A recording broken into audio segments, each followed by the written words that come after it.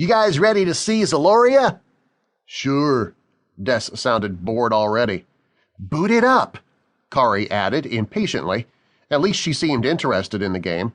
"Resume Zaloria," Jake ordered.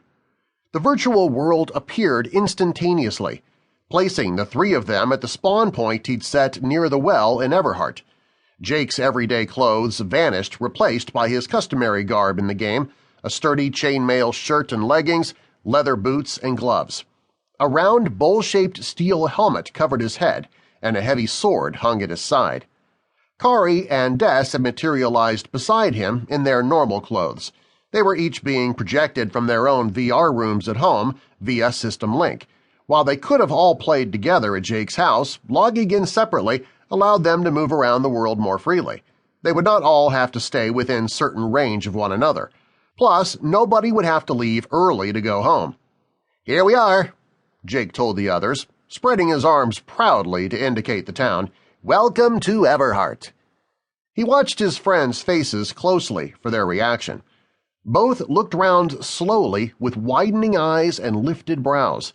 They stood in the center of a living, breathing medieval village.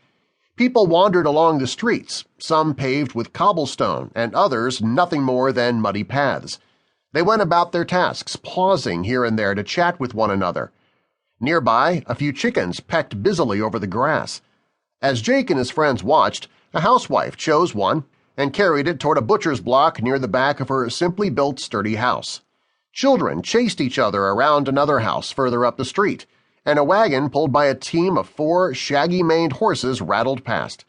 The driver raised a hand in salute to Jake as he went by, before taking up the reins and giving them a gentle snap. "This is incredible," Kari said, her voice low and full of awe. Turning about in place, she pointed to a procession headed through a flower-laden stone archway on the far side of the square. "Look at that!"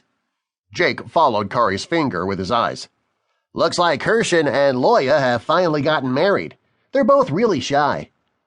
Kari turned a questioning look on Jake. "They've been smiling at each other for years," he explained, "but nobody was sure he'd ever work up the nerve to ask her." Des made loud smooching sounds. "Did you put that in the program?" he asked teasingly. Jake shook his head. "No, they were just random NPCs I added to the environment. The AI did the rest." "I still think it's amazing," said Kari, still watching the procession as it passed out of sight down one of the streets leading away from the square. "Do they all have stories?" Jake, pleased that Kari was so enthusiastic about the game, was about to explain. Just then he was interrupted by Ethrit Palin, blacksmith of Everhart. "Good morrow, Sir Zend!" Palin boomed warmly, striding past on his way to the well. His thick arms shone with sweat, and his heavy leather apron smoldered from the forge he had only just walked from. "Good journey?" "Not exactly, no," Jake answered distractedly, thinking back on the week of extra chores his mother had imposed for his disrespectful behavior. He didn't want to dwell on that now, not in Zaloria. "It's good to be back," he said, smiling again. "Certainly good to have you here," the blacksmith added, stooping to lower his bucket into the well. "What with the dread wolves and all." "Dread wolves?" Jake echoed in surprise. "What dread wolves are those, blacksmith?" "You must have just arrived. A pack of them have been picking off livestock in the outlying farms. Sure could use your sword out there." Jake's hand jerked toward the weapon strapped to his side before he checked the motion. He had let himself get taken up in his role, fully in character, but he realized that something more was wrong here than dread wolves picking off sheep. "I'll take care of them," he said thoughtfully. "My friends and I, that is," he added, glancing hopefully at Des and Kari. Kari nodded excitedly. Des's expression was grudgingly impressed, and he also nodded.